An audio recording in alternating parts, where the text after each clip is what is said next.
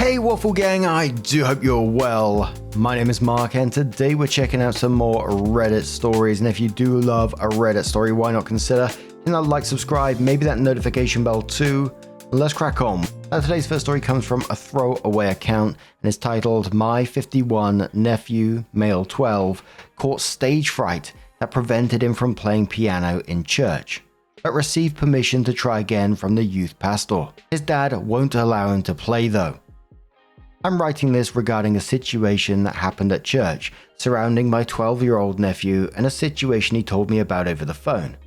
Every few months, his church has something called a Youth Sunday, where the youth pastor gives the sermon to the adults, and the youth band do the worship to give the regular worship team a break.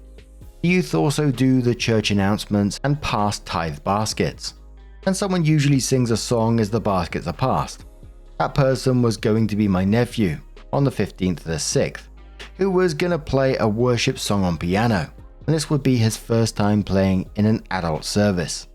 He's not part of the youth band, but he's taken piano lessons for a few years. He's played in recitals, but never for as many people as their church, who has 2 services with over 1,000 capacity.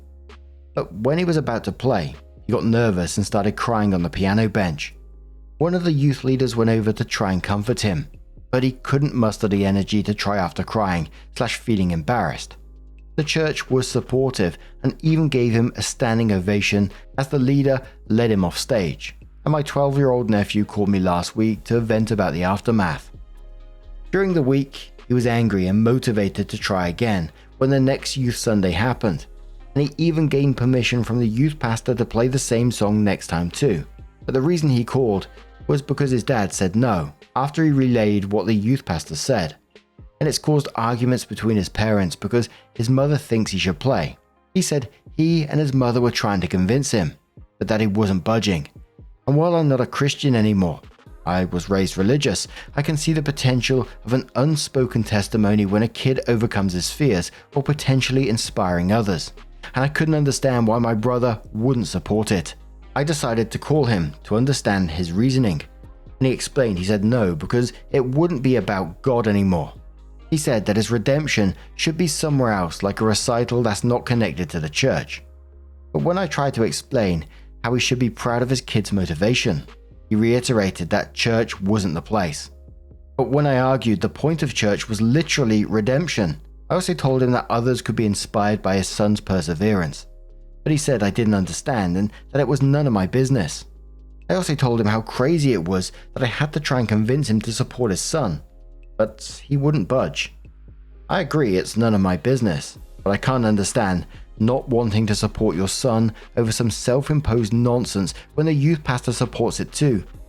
I spoke with my nephew again following that conversation, and he told me that his dad said he would inform the youth pastor about his decision too. But I don't think there's much more I can do. Would anyone involved in churches have any suggestions, because my nephew was really disappointed and he really wants to try again? Look, I'm not religious, so I can't talk about the church side of things too much. I attended some church youth clubs when I was younger, and whilst they talked about God, etc., there was a lot of talk about growth and persevering through difficult times, and and they were absolutely wonderful people.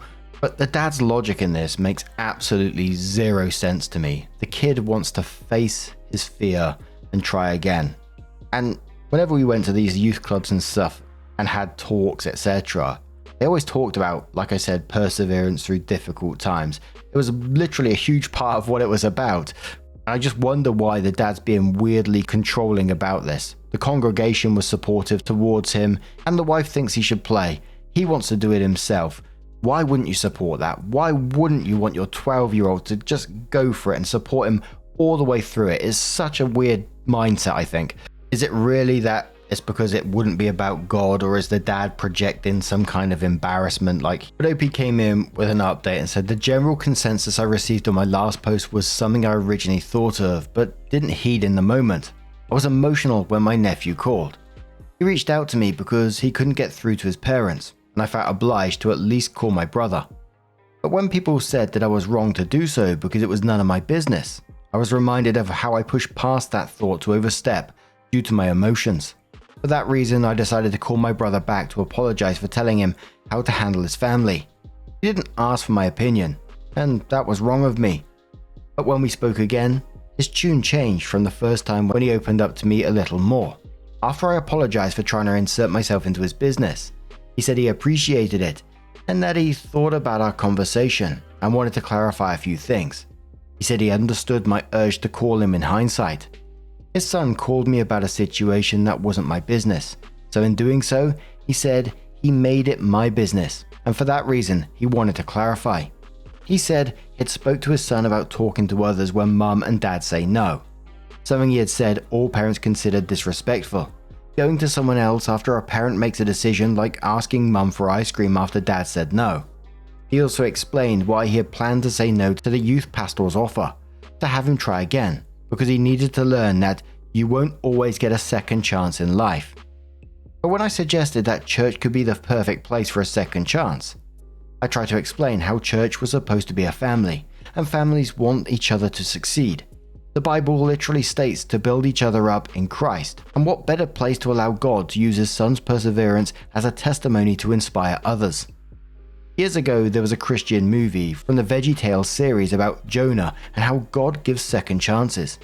I told him that was all his son was asking for, but he reiterated how church wasn't the place because church is supposed to be about God.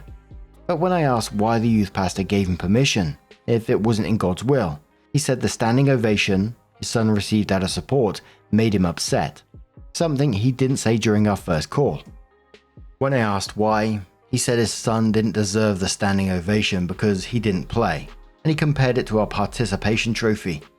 He also said it was embarrassing because a few people came over after church service to encourage his son and tell him to try again next time. I tried to reason that they gave him the standing ovation because they wanted to encourage a young person in the congregation. But he said he wouldn't learn if there weren't consequences, and being told a few days later at youth group that he could try again wasn't how life usually works. So he said he was going to talk to the youth pastor, and that was pretty much it. I told him that I respectfully disagreed with his position, but that I wouldn't call him about it again because it was none of my business technically. What I did suggest was getting another opinion from someone in the church before talking to the youth pastor, but he said that there was no need. He thanked me for calling him, and that was pretty much it. As much of a missed opportunity as it seems, there's really nothing I can nor should do. I hope other opportunities present itself for my nephew. I found it interesting how I tried to use Christian jargon to convince my brother despite walking away years ago. The other reason I felt compelled about it was because of a co-worker who has a son he often vents about. The son graduated high school with honors, and he attended community college with plans to transfer to a university afterwards. He was also on the honor program in college too, but has dropped out of the community college for a plethora of reasons, including addiction. It's approaching 2 years since he's been to class, and he lives with his parents while refusing to find work or pay rent. Parents are split on evicting him. I think it's unfortunate when he seemed to be rather smart. So when I see someone like my nephew call me because he feels bad about getting too scared, I believe his motivation to try again should be rewarded, but in preventing him from doing so, you could rob a lifelong memory of getting back up that he can remember/refer to years from now when life throws a different challenge at him, and I hope it doesn't stunt his growth and confidence. My co-worker's son was career driven not too long ago, so you shouldn't take it for granted when your kid is motivated. I wish I would have thought to mention my co-worker's son to my brother, but perhaps it wouldn't have changed his mind. Part of me feels like the embarrassment he mentioned could be a driving factor behind his decision, but I hope he doesn't value it more than his son's best interests. One comment from the post says, again, at the church seems like a great place to overcome that stage fright. It'd be best to get it over with as soon as possible. If not allowed to do it, the longer he waits, the more it gets in your head. The only way to overcome the fear of playing in front of people is to play in front of people. And in front of forgiving people are the best way to start doing that. Denying the nephew this opportunity sounds to me like it has the potential to be very discouraging to his motivation. Opie replied saying his motivation is something to be proud of in my opinion, and I tried to point out how it could be seen as pleasing to God in many ways too. Perseverance, getting back up from something tough, potentially inspiring someone else in the congregation who saw him get scared the first time and have the courage to come back. Like, isn't that the point of church and Christianity, to build each other up in Christ and the talents he gives people? Ugh, dearie me, that is just so incredibly sad, and a lot of people were pointing out the father's just embarrassed because he cried in front of the congregation. And the wording that the dad was saying in some of this, there has to be consequences, him failing kind of thing. It's just, when he's got a second chance, everyone else was supportive of him apart from his own father. And anyone telling OP that it was none of his business is talking absolute fucking shite as well. Of course it's your business when this kid is being treated the way he is. It's going to be one of those kids that we're going to see later on in the years to come on Reddit talking about his dad and the way that his dad treated him growing up. It is a difficult one, and what OP can actually do in this situation though if the dad continues down this path. I guess one of the things he can do is keep the door open for nephew when he does want to talk about these things, and encourage him and say, you are right to want to try again, because that kid deserves all the encouragement that he can get. And he should absolutely be getting that second chance. It would have been so good for him, I think. Regardless of the outcome, he gets to try again, which is amazing. And him even wanting to try again is absolutely incredible. But what do you guys make of this situation? Let us know your thoughts down in the comments below. And let's move on to another story.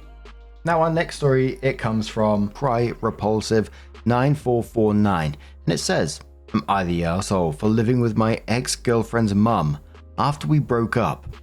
Ex cheated and her mum kicked her out and said I could stay.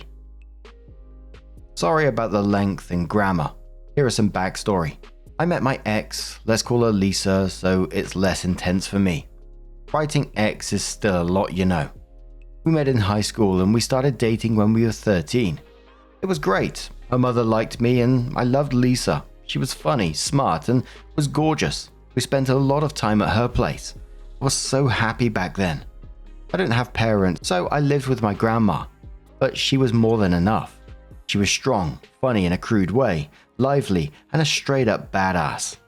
I was 17 when she passed, and I moved in with her and her mum. I was devastated, but they were very inviting. My relationship with Lisa grew, and it was amazing. They helped me through it, and Lisa was my rock. It was the three of us until now. Every day was similar after our high school graduation. Her mum would drop Lisa off at university, and then her mum, let's call her Jen, writing her mum over and over in this rant will be weird. Jen and I would go to work. We'd work on the same street, and then we'd leave at 5 p.m. and go home. Lisa would be home by then ate dinner together. It was like that for the past 2 years. I know for some that sounds boring, but I enjoy the stability. I was happy and we were saving up money for our own place. A good place. Jen never asked for rent, but she always took it because she knows how important it is to me that I contribute. Lisa and Jen were my family.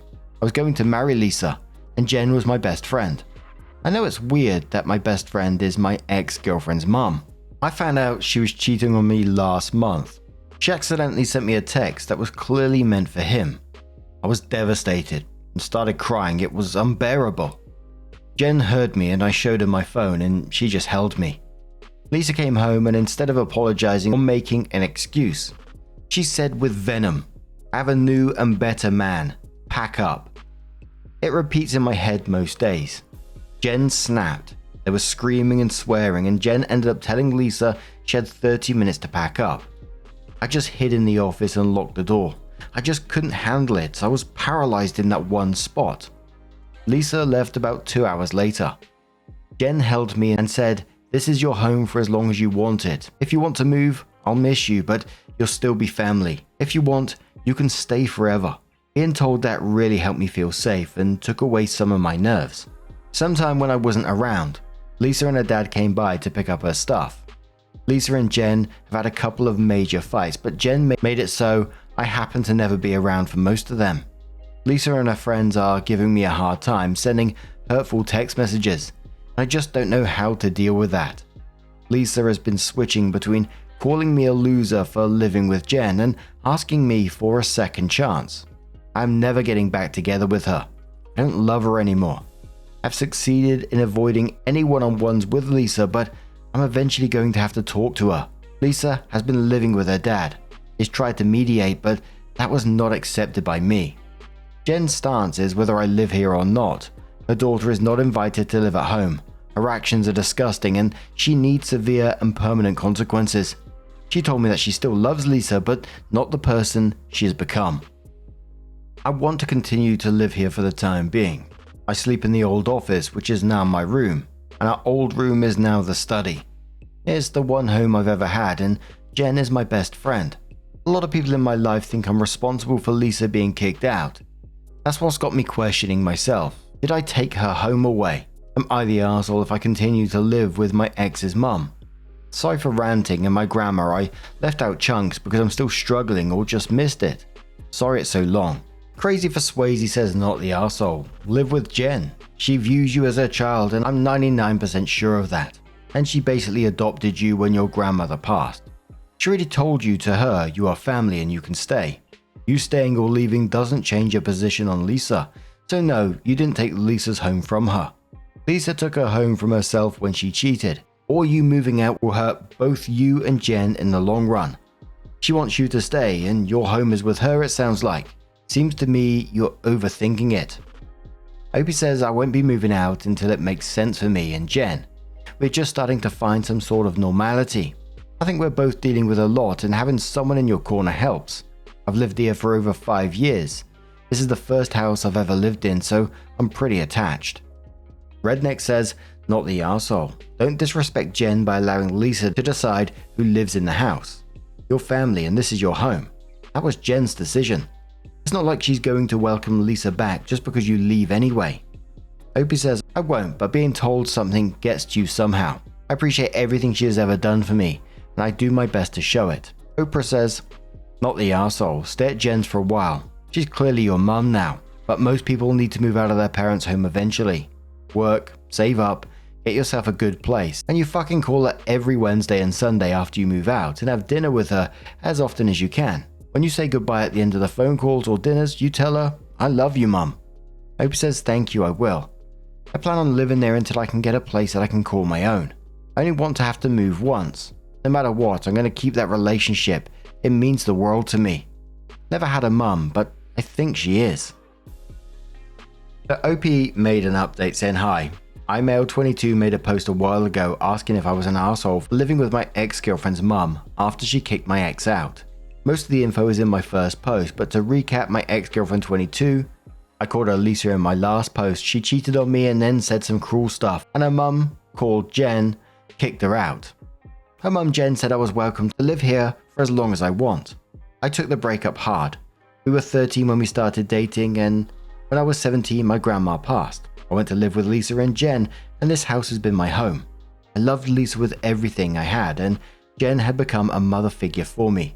This was the first house I've lived in, and I've lived here longer than any other place, so I called this place home. Jen choosing to let me stay meant the world to me. After the breakup, Lisa and her former friends relentlessly attacked me and blamed me for Lisa being kicked out, and it became overwhelming. Being told that over and over convinced me that I was at fault, but writing everything down helped, and I received some DMs that helped a lot. Now for the actual update. A lot happened. A few days after my post, Lisa came by. We talked, just the two of us, for the first time since she was kicked out. She started off by apologizing, but immediately tried to shift the blame on me, and then her mum. Then asked if she could have a second chance. I said no, and then she asked if I was sleeping with her mum.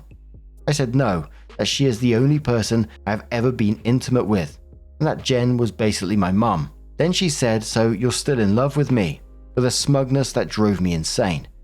I remember exactly what I told her. I don't love you. The second I found out you cheated on me, it disappeared, and I would rather drink 3 liters of elephant's piss every day for the rest of my life before I get back together with her. Randomly specific that bit was. She slapped me and then went to the backyard and had it out with Jen. She said some of the most vile things I've ever heard in my life, and I won't write it down, and I definitely won't speak it to her mum. It was disturbing. Then Jen, in a very calm voice, said that she was no longer her daughter, and told her she was trespassing and to get out. Lisa looked shocked and then stormed off. The second Lisa left, Jen had a meltdown, and it lasted hours. I was pissed off at Lisa. She confided in me that she hates her daughter now and doesn't want a relationship with her anymore. She started going to therapy and told me around 2 weeks ago that she is disowning Lisa and it's what's best for her mental health. But her therapist said she can still love her daughter and not want anything to do with her. I've been supporting her the best I can. I like being helpful. Lisa made less and less attempts to contact me. She's living with her dad. 5 days ago, I got a text from Lisa's best friend. Let's call her Kate. She's one of a few of Lisa's friends who didn't harass me and actually picked me in the breakup. We've talked a few times since the breakup to console me. She asked if she could come by with some of Lisa's friends so they can apologize. I was apprehensive, but this woman is a straight shooter and I was curious. So they came by and Kate said thank you for letting them come over. Then the other 3 women each took turns apologizing to me. Then they apologized to Jen for everything, then dropped the bomb. They didn't know she was cheating apparently. Lisa has been telling people that she only cheated because I was sleeping with her mum, and that's why she was kicked out. I asked why they thought I would ever do something like that, and why are they apologizing now? They said it was easier to think I was a cheater than their best friend was a lying see you next Tuesday. Their words, not mine. They told me they had cut her out. I must have looked like I didn't believe them, so they all showed me their text messages to Lisa and their social media. It seemed really important to them that I believed them, and yeah, they definitely did. They were not gentle about it to say the least. I accepted their apology mostly. They all left, but Kate and Jen went to the backyard. I don't know what they talked about, but they were both smiling when they came back. I thanked Kate for setting them straight and being on my side throughout the breakup. She said she was just following her moral compass. I'm doing much better now, and I don't plan on moving out until the time is right for Jen and me. Jen has become my best friend and we support each other. I have a routine I follow that really helps. Also, I started sleeping better. I mostly just wrote this because it helps me clear my mind. I skipped a lot and sorry for the spelling. The top comment on this one says, OP, can I just say how happy I am that you actually called the friends out? Oh, we thought you were sleeping with her mum and got her kicked out. And why would you believe that? Seriously, more people on this sub need to do that. You did nothing wrong, bud. Good luck. Floral Queen replies to that saying, right? That moment was so satisfying. OP handled it way more calm than most people would. Calling them out without losing it took strength, and they needed to hear how ridiculous they sounded. OP says all I did was talk to them and ask questions. Kate's the one who made them see that Lisa was lying, and Jen kept me grounded and calm. I won't lie, I was pissed that they thought I was a cheater. These women know me. Beautiful Term says Lisa sounds unhinged, destroying everything and everyone in her path. Good riddance to her. Glad you have been vindicated, and they all got to see her for who she is. OP says when she cheated and was so cruel it destroyed me. Then friends started harassing me, it was overwhelming. Now it feels like it's getting better. I still have trust issues though. And the final commenter says, hope you save well for Jen's care, you know. She just sentenced a relationship with her daughter for you. Hope you at least respond well to her needs, and don't leave her when you have no benefits from her. OP says I won't move out until it's best for the both of us. But I won't leave her. She's always going to be in my life. We work together, and she's my best friend. And whilst there were comments, saying good for OP in this situation, there was others saying that OP does need therapy in the end. The fact that he's calling Jen, his ex's mum, his best friend, not his own girlfriend, and people were wondering, aside from Lisa's point of view, did Lisa see something between them that others or we might not be seeing in this story? Who knows? What do you guys make of this situation? Let us know your thoughts down in the comments below. And just a huge thank you for being here today, getting involved in the stories, your love, your support, your time. It always means the absolute world to me. So thank you so much. And hopefully I'm going to see you cheeky so-and-so, in the next one. Take care and much love.